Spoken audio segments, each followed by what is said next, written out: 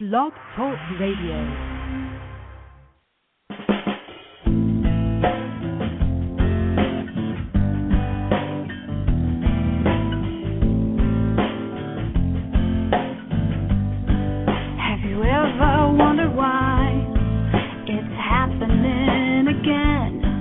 Welcome to MindShifters Radio with your co-host, the Forgiveness Doctor, Dr. Michael Ryce, and his wife, Jeanie. Michael and Jeanie share with you the wisdom of the ancient Ar-amaic internal process of forgiveness.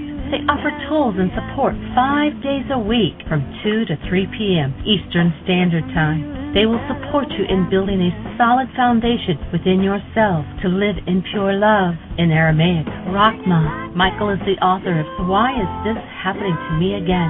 For more information on Michael and Jeanie, please visit www.whyagain.com.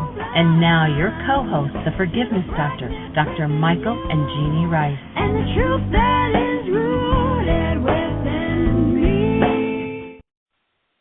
Welcome, everybody. Happy 4th of July. And today is day 36 of our Memorial Day celebration. The call-in number is 646-200-4169. And we have just a small crew listening so far this morning. Everybody's probably out celebrating their 4th. But for those of you that are with us, welcome. And Dr. Michael Ryce. Welcome. Glad you're here on this July the 4th. A celebration today of 2 holidays.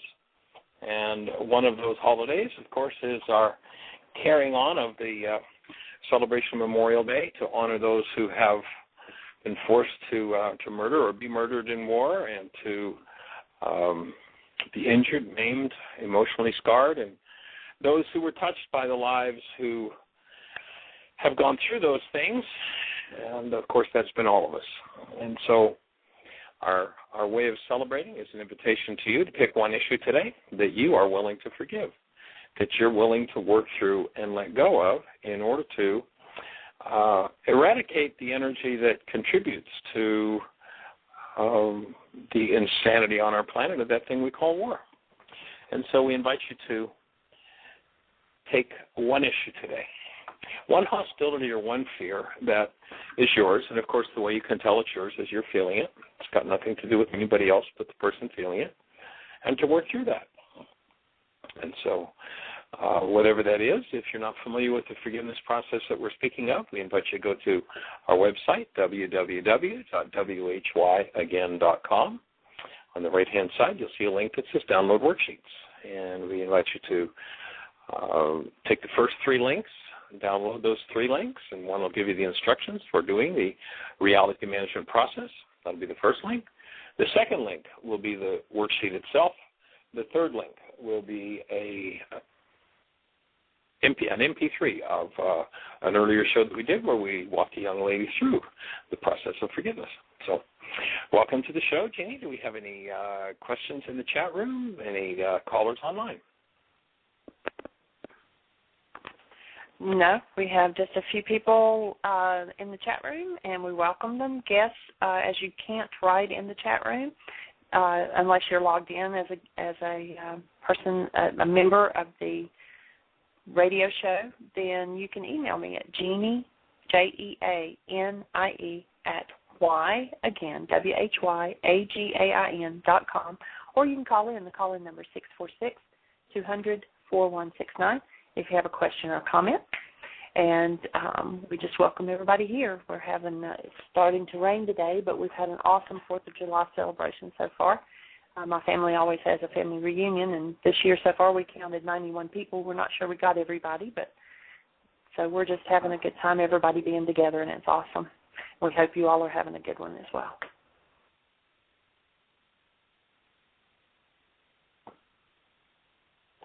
Michael, you still there? I am here. Yes, ma'am. Oh.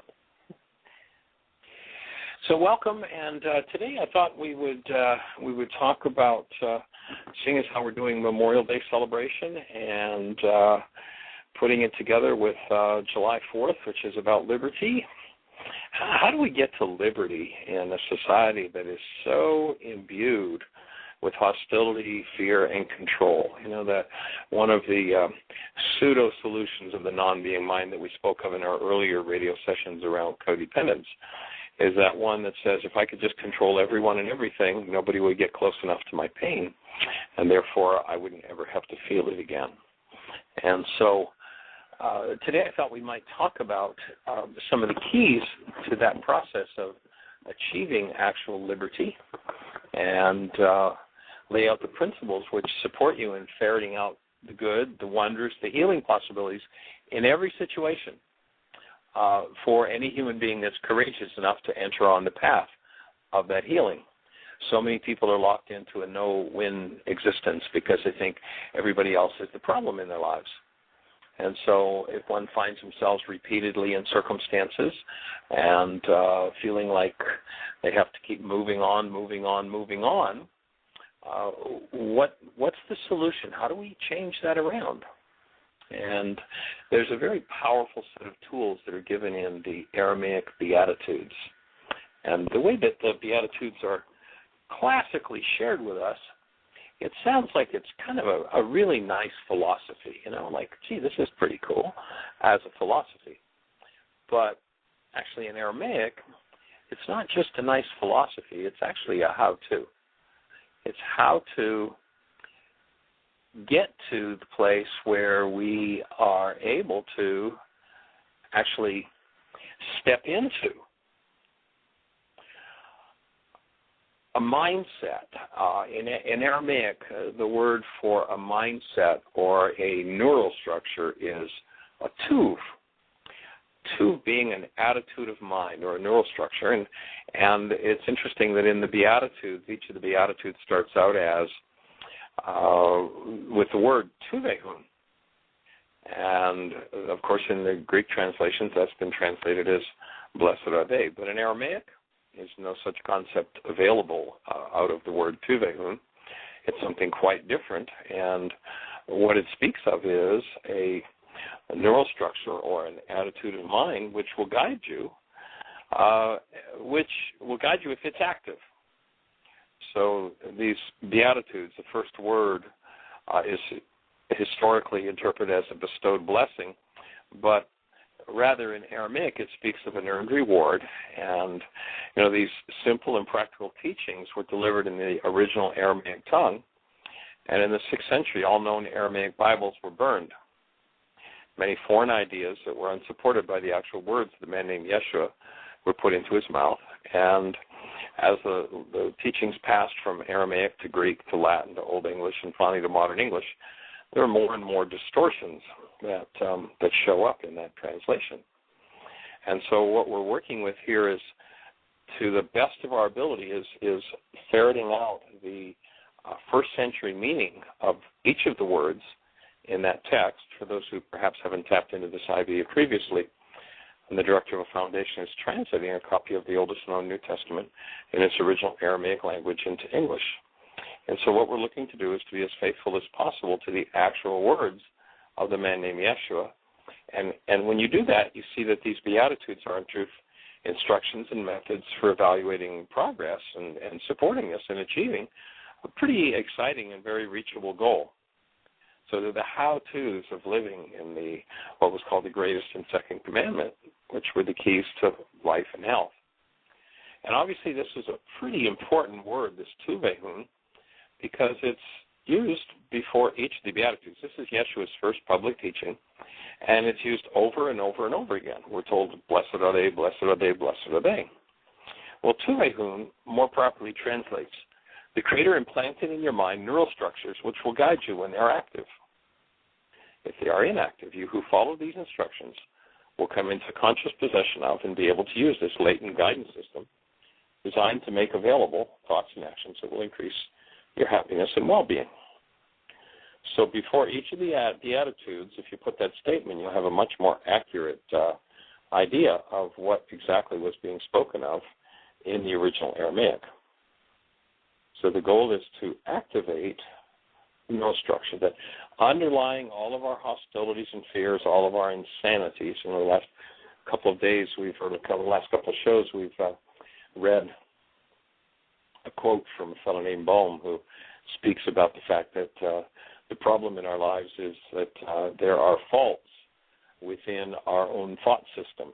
And when we have faults within this thought system, then the underlying dynamic that's needed to correct is hidden, it's suppressed, it's dissociated from.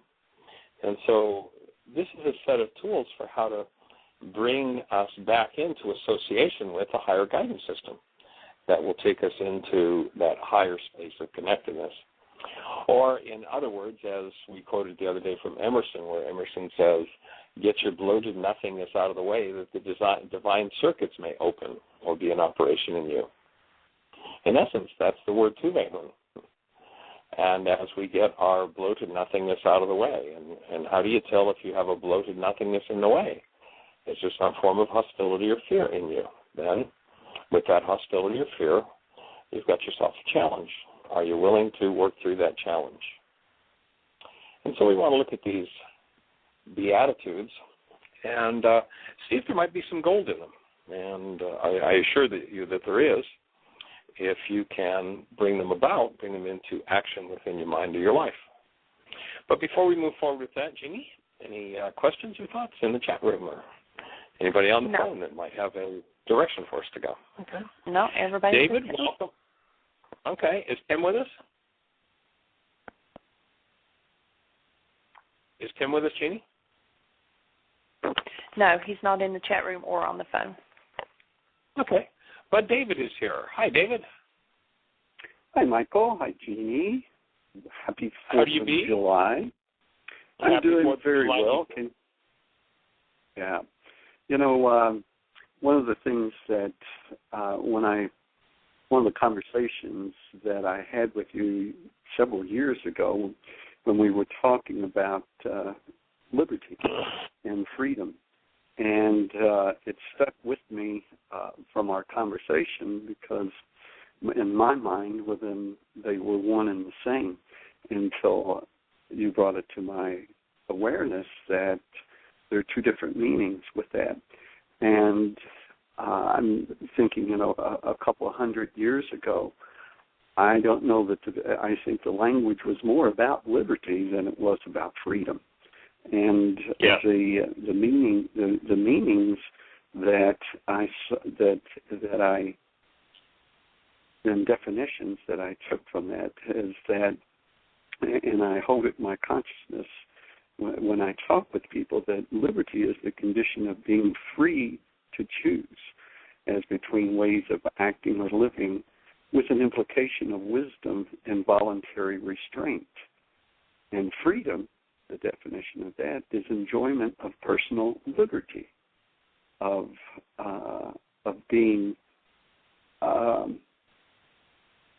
not being a slave or a prisoner. And I think, from my projection anyway, of what goes on mostly in our society is that the culture has been given a misdirection with what liberty and what freedom is, and that liberty is, as it says, a condition of being free to choose. But when we're not able to choose from our, and as you talk about, choice comes as a spiritual.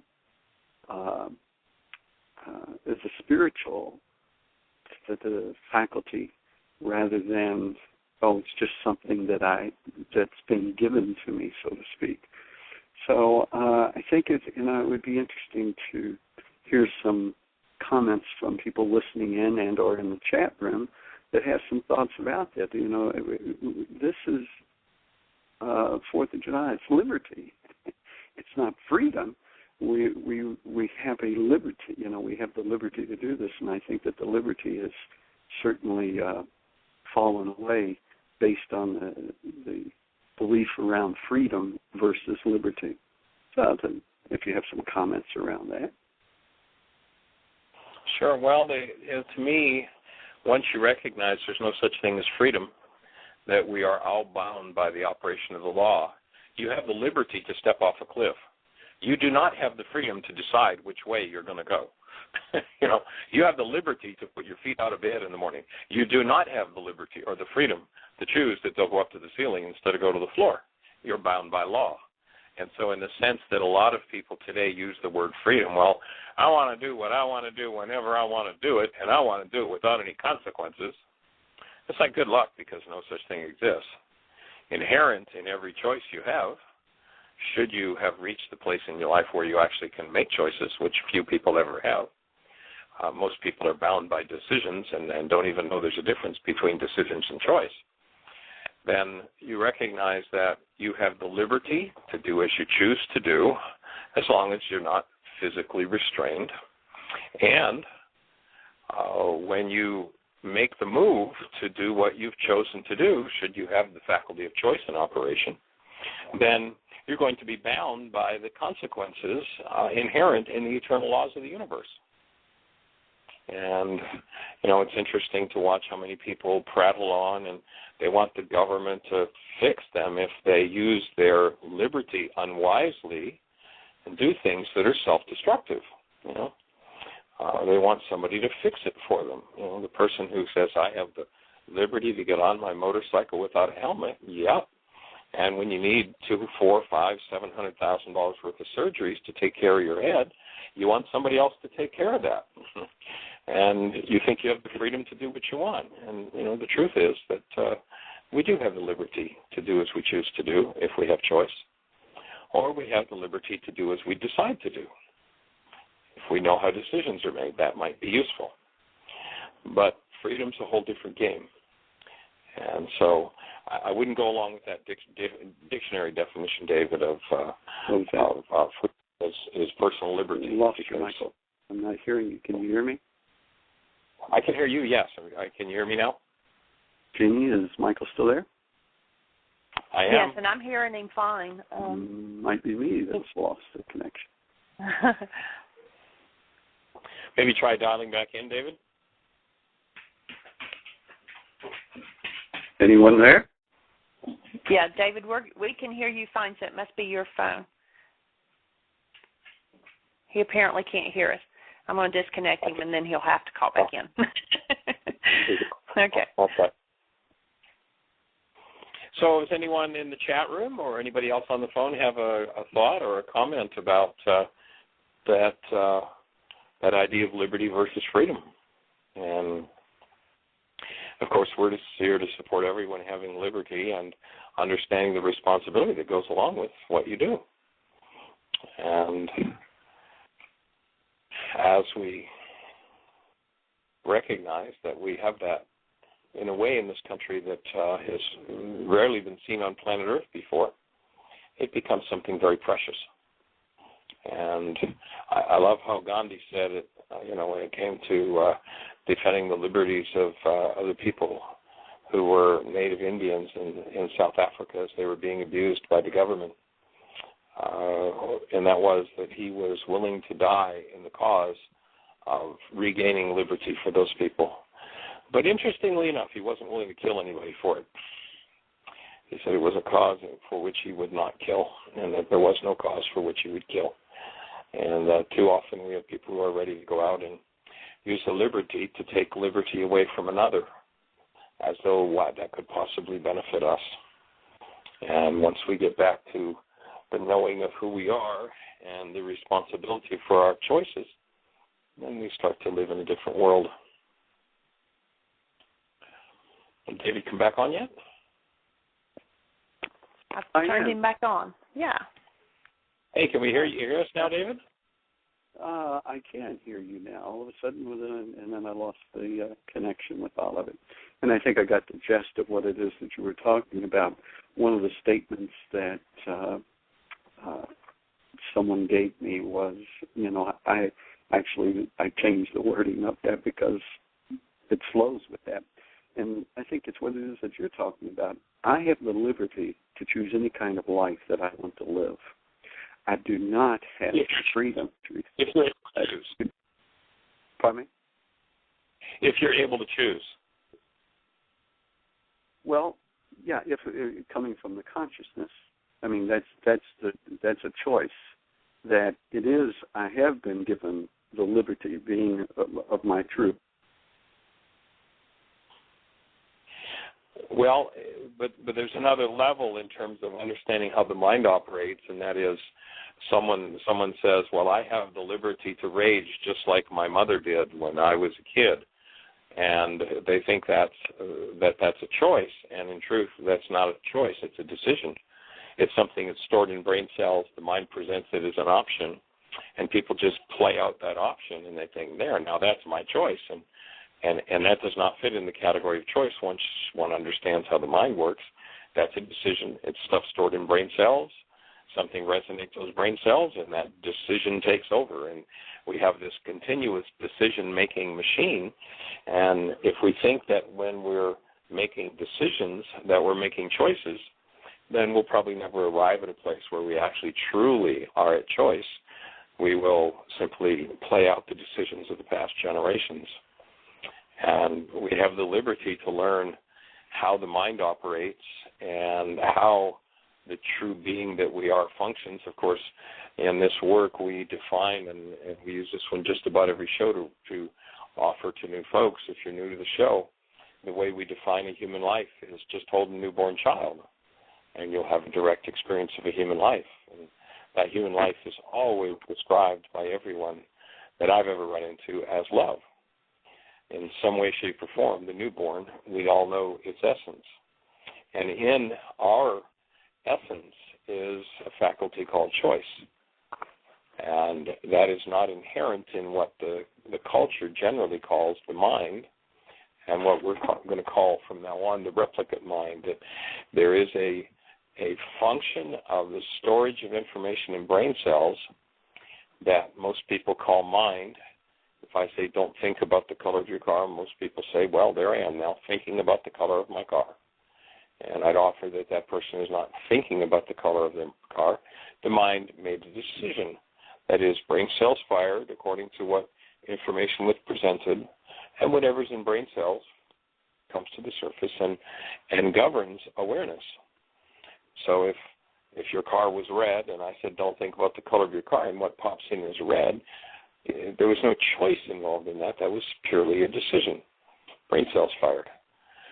Choices come from being. Choices come from an awake, aware, spiritual being called love that oftentimes has to interrupt the patterns of this replicate mind and start to replace its decisions with real choices. In other words, if what happened to me was every time I turned my head the wrong way, my mother went into a rage, then as I begin to forgive that rage and that energy of that experience in me, I remove that from brain cells, and I get to the point where my choice to do something different is more powerful than my decision coming out of brain cells to do the same old family pattern, to do what was done to me. You know, you go back and you see Paul on the horns of this dilemma. He speaks about, after doing this wonderful writing about love, and he says, why is it that things I would do, that would be my choices, I cannot do? And the things I hate, that would be my decisions, are what I do. Because most people are ruled by the decisions in their minds. They say wonderful words about how they want to be loving and all, but if somebody fires different brain cells, they still don't have the strength of character or the development of being yet to actually make choices. And so they're run by the decisions of the non-being mind. And okay, so Michael? Yes, sweetie. Okay, so there's someone in the chat room that is kind of, I think, in that dilemma. They say, I keep having trouble getting along with people I work with. It's happened time and time again. Okay, so that is the decision thing that keeps happening. And they're wanting to make another choice. They say, my job has now been eliminated and I need to find another job, and I don't want this to happen again. So what do they need to do to go about to be able to make a choice to do something different? Well, my first order of business would be to start to look at your language. And as you speak about, and I don't want to do this again, you're now setting yourself up with your words. You'll remember the power of words is ominous when it comes to the frequencies that are set up and how they impact our creative process. You go back to the man named Yeshua, and he said the power of life and death is in our words. And so if my decision-making machine holds this, whatever this is, that which I do not like, and that governs my consciousness, then I'm going to say, well, I don't like this, so I don't want to do this again. And seeing as how my focus is this, then this is exactly what I'll create over and over again. So to me, the first order of business would be to recognize that you wish to create something different. And until you can conceive of, that is, have literally a conception, people go around intercoursing with all kinds of ideas in their worlds, and they give birth to those ideas in their lives, and oftentimes they're so indiscriminate they don't even know who the father was of the experience that they're having. And so the first order of business I would offer would be to go to the website and get the forgiveness worksheet and start to forgive whatever this is. If it's conflict in relationships at work, then to begin to forgive anything in you around that, and then to develop the brain cells for what do you really want to create. Gee, in this job where in the past I've created, fight and stress and resentment and rage, I'm going to have to do some worksheets on cleaning out, forgiving stress and fight and conflict and rage, and then get really clear. What I really want to create are, connected, reasonable, sensible, cooperative relationships with the people that I work with. That I want to create a space where we can interact lovingly, gently, respectfully, and that we can work out a way when there are conflicts to work through those conflicts. And once I'm able to do that, then I've started on the road to creating a different process in my relationships. You might go to the website, www.whyagain.com, and you'll see a commitment there. And there's a commitment for business, and you might want to look at that commitment and start to make that the focus of your mind as you start looking for a new job, and actually pen into your application that you're looking for a place to develop the skills of cooperative communication and high productivity, high quality work. And as you make that your focus, and now it becomes a dual path. In the ancient teachings they said, narrow is the gate, few are those who will find it. The narrow gate is the gate between resisting what you don't want and creating what you do want, and walking the thin line of, at appropriate times, I forgive in me what is unlike love, and I strengthen in me what is about love. So there are those two different sides to the coin. So that would be my starting point. I would say that if you've been through that several times, that might be one of your 77 times 70 worksheet issues. And so go to www.whyagain.com, right-hand side, download worksheets. 3 links. Download those 3 links and go to work. You're going to have a blast as you undo those old realities. Is that so good, Jeanie? he says, so do you mean what you think about is what you bring about? Well, that's it exactly. We are creative beings, and our creative process happens as a result of what we do with our minds. And, of course, our words are a reflection of what's going on in our minds. Now, this doesn't mean now adopt an attitude of positive thinking. One of the things I talk about in my book, Why Is This Happening to Me Again?, is a disorder that I call premature positive thinking. Prematurely thinking positively on top of a negative foundation will turn you into someone who has to hold on to for dear life for the ride. It gets difficult. And so if there's a negative foundation, if you see that, for 10 years in 3 different jobs, I've created nothing but drama and trauma, then I know that I've got a pretty negative foundation in there. And even though, there have been other people involved, I'm the one who's there with my negativity. And so I want to make sure that I diligently work on forgiving, that is, removing. In the Greek culture and Greek translations of the ancient scriptures, we're told that we're supposed to forgive others. I'll forgive you for what's happening inside of me.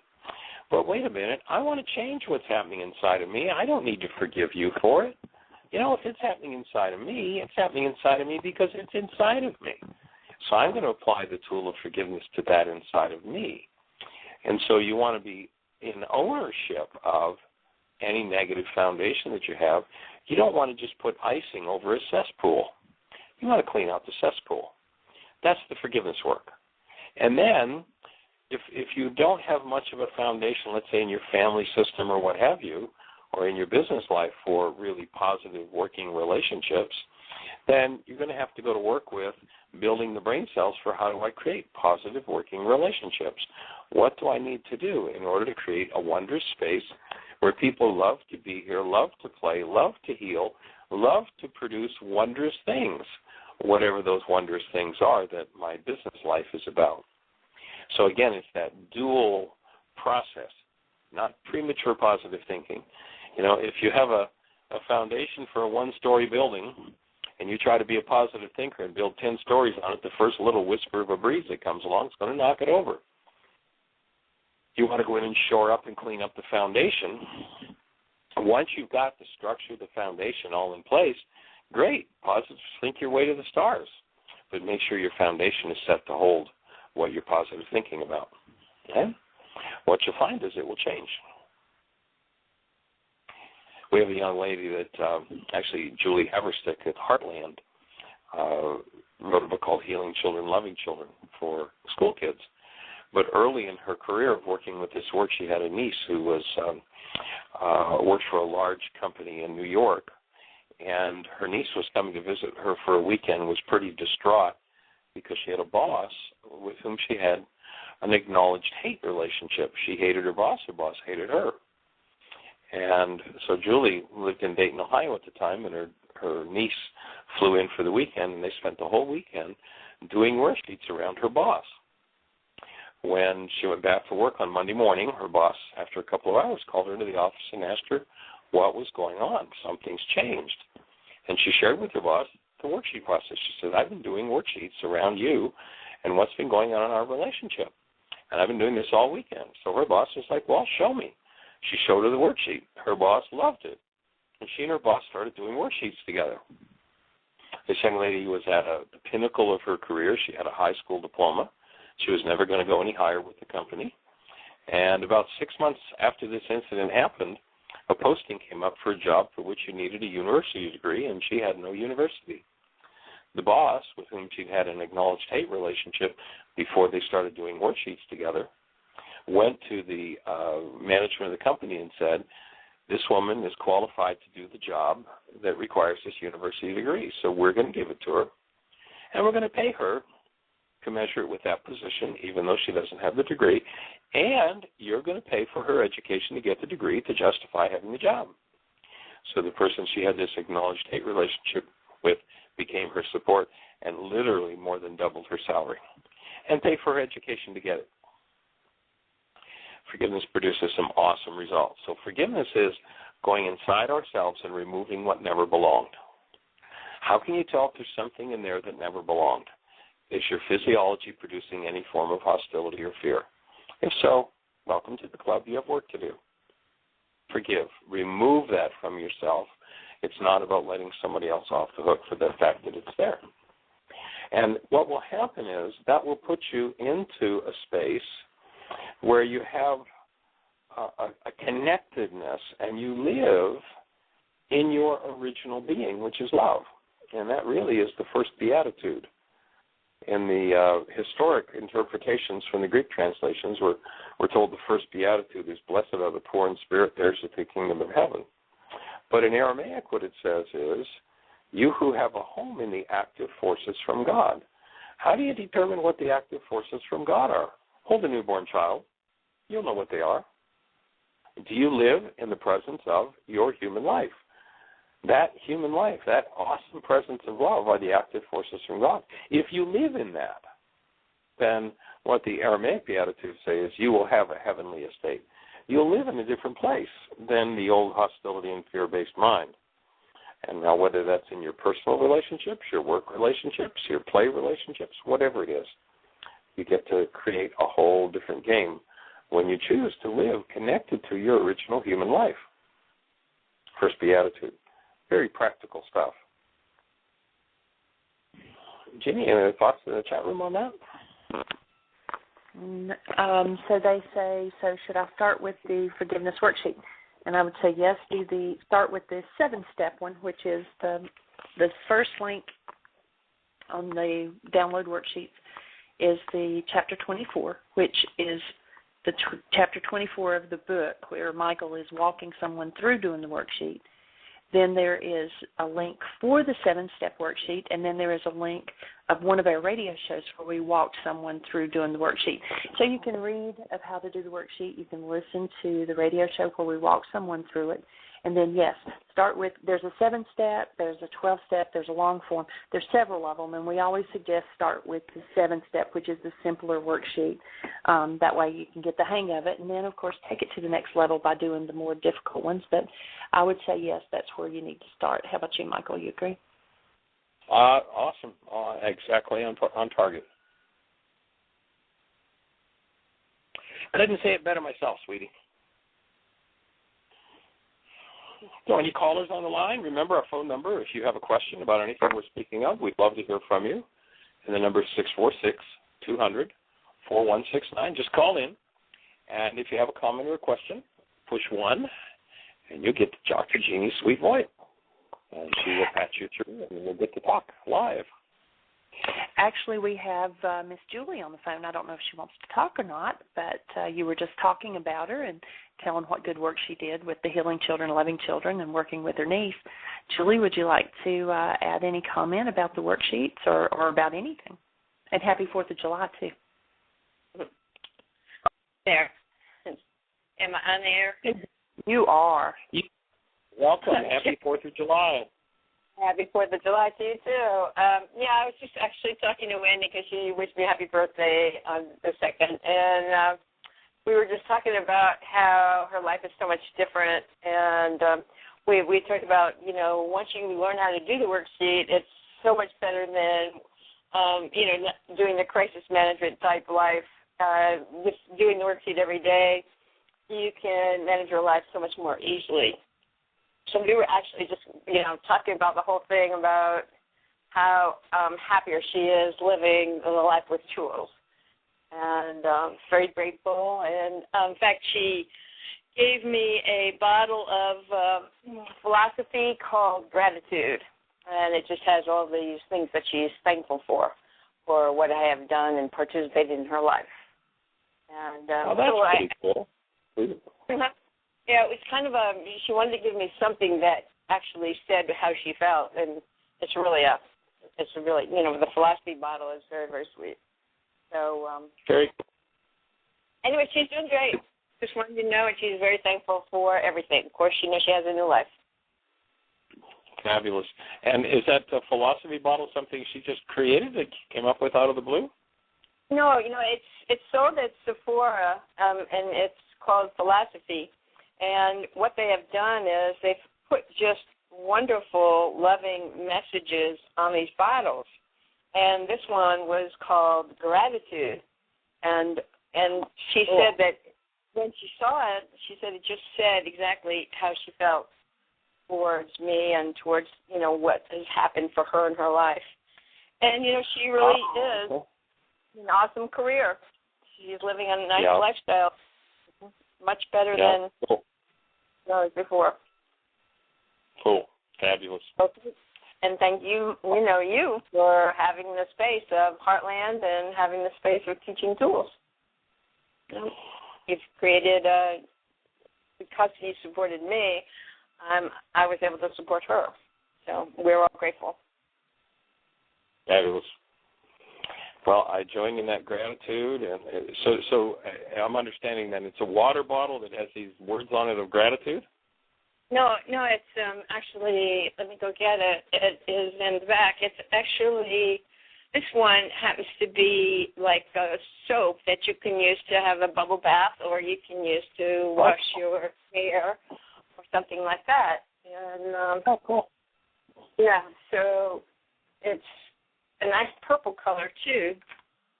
If you'd like me to read it, I will. Yeah, share with us a few gratitude messages. That sounds like a good thing to do on July the 4th. Okay. Let me get my glasses on, and I will do that.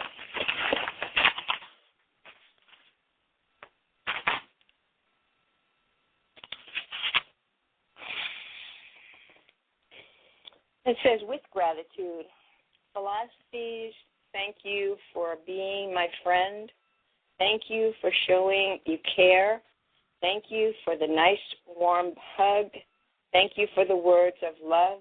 Thank you for teaching me. Thank you for helping me. Thank you for loving me. Thank you for making me smile. Thank you for going the extra mile.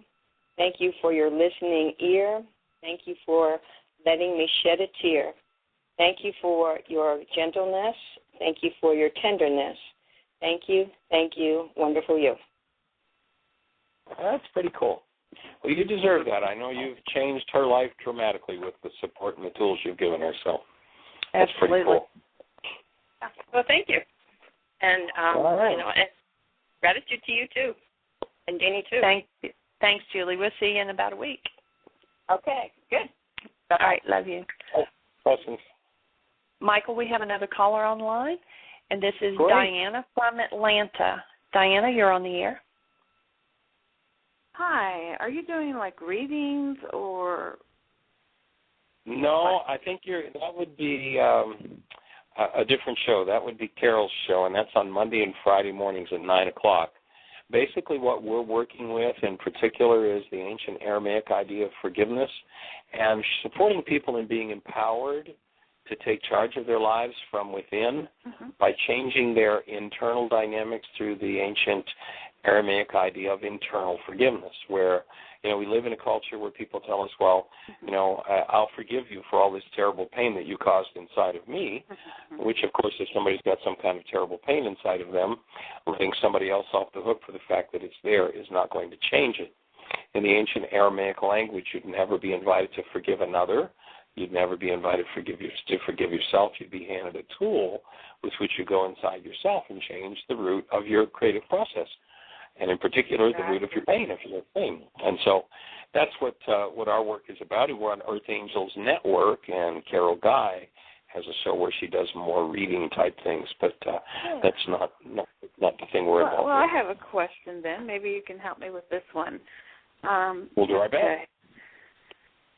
Yeah, how to do the forgiveness the way that you're saying. I've tried to do this many times as a naturopath with other people, and they get to the point they just don't want to do the work. But now I'm going to have a question of my own. Okay, my mother just passed away, and while she was alive,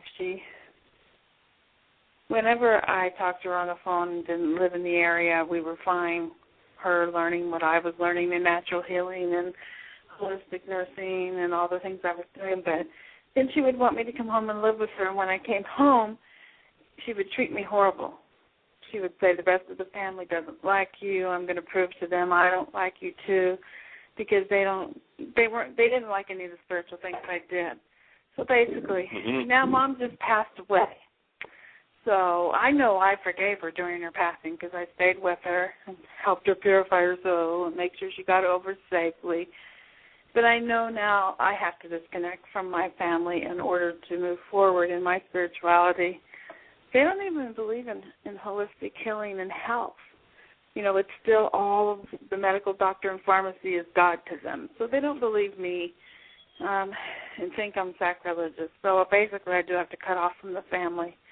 Now, I'm not really to forgive everybody, to go inside. It's not like they don't all have to say they're sorry to me. I just walk away and do my own thing, but I still need some kind of a forgiveness piece. So how do I do that? Right. So first of all, you don't have to walk away from any of them. What I would offer that you're walking away from is the pain of being rejected for having beliefs different than they, and perhaps the abuse that you've taken over that. And I can identify with you. The first couple of years of my life, I was in the business world 40 years, well, actually it's about 34 years or 35 years ago when I started to do this work full time. I was involved in it for about 6 years on a part-time basis. Prior to that, I had 3 businesses. I had 60 employees. I had an Eldorado on one side of my driveway and a Mark III, and everybody in the family thought, man, he's got it made. And one morning, I just got up and I, being guided to, walked away from it all. And my whole family thought I was nuts. They thought I was crazy. And then they came to this workshop that I did, a couple of them, and they heard me talk about the Creator and love, and then they were like, he's kind of lost it. He's gone somewhere wacky. Mm-hmm. And I just continued on my path and modeled living a life differently than the one my family system had been taught to live. And over the years, there isn't one person in the family who had scorned at one point or another who hasn't come to me and said, I need some help with something. And so I would offer that the forgiveness, I would offer you never, never, ever forgive your mother or any of those people in the family system for what they're doing or what they've done, because that's got nothing to do with forgiveness. If you pardon them, which is accurately what we're doing when I say, what you did was really bizarre, in error, off the wall, crazy, but I'll pardon you. I'll let you off the hook. I'll let you free of that. Rather than holding anything against you on that, I let you free for that. That's pardoning, not forgiveness. But our culture has taught us to that forgiveness is pardoning. And so when we pardon somebody, we think we forgive them. Well, I already forgave all them. That's not forgiveness work. So find, great, grand, pardon them. Then your forgiveness work is going to be, what's the pain that you hold over being rejected, over not being listened to, over having done some, tremendous studies that have moved your life forward, and perhaps maybe even some pain at watching them still struggling in their drama and trauma and old beliefs. So the forgiveness is something you go inside yourself and collapse the root of your internal pain. That's the Ar-amaic idea of forgiveness. And so... Is it like collapsing a wave? Yes, it's exactly what... Because I understand that. It's literally collapsing an internal wave of resentment, of pain, of trauma internally, and exposing its root to love and thereby dissolving it, so that now I'm free of that. It's got nothing to do with freeing them. And so how you're doing that, there's a whole section on our website about how to do that. You can download my book, Why Is This Happening to Me Again, free. You can also order it online, but you can download it free from the website in one of several languages. And in that book, we walk Richard, the character, through a whole series of events where, it's all everybody else's fault. And we bring him to the point of understanding forgiveness and walk him through the worksheet. So you can download the book, or you can also go to the right-hand side of the website, and there's a link, maybe half a dozen links down, that says Download Worksheets.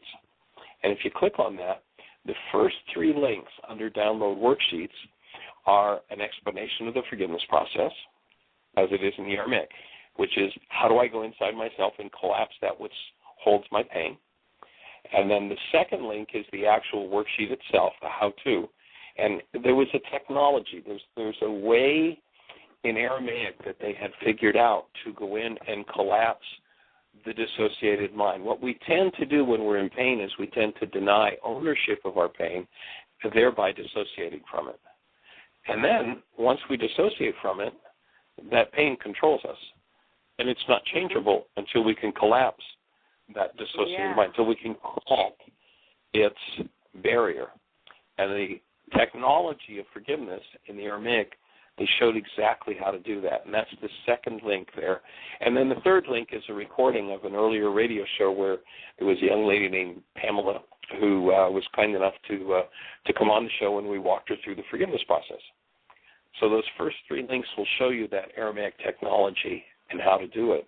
And what it does is it collapses the barriers and ultimately the root of the pain, which is oftentimes a genetic thing that's been going on in the family system for eons.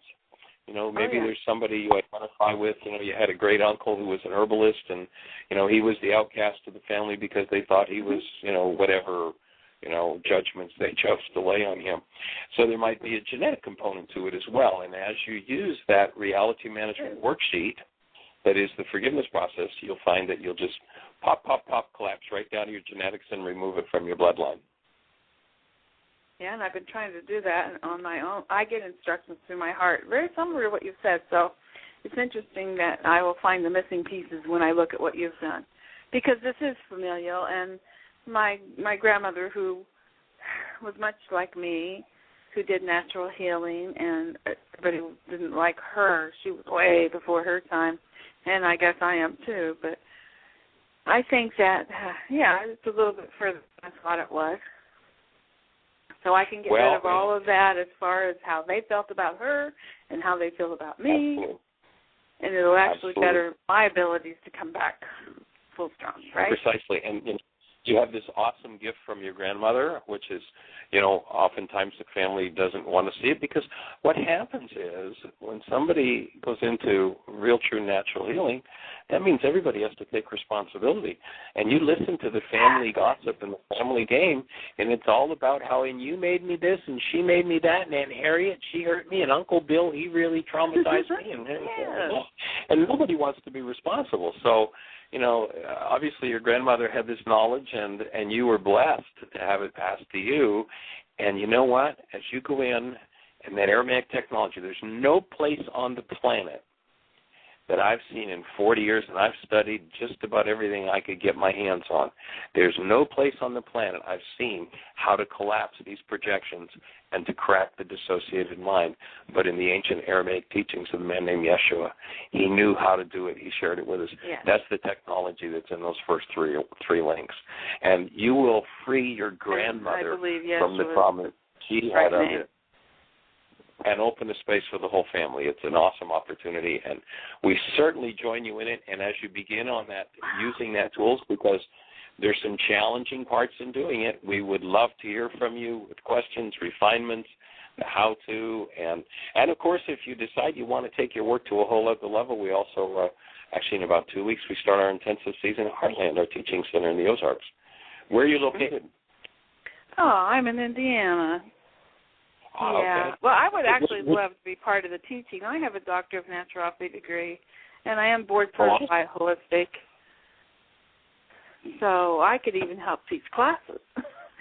Awesome. Even teachers have to learn things too, Yeah. But yeah. Right. Well, we're all. I'm too late for this one, but next one will try to get me in on it.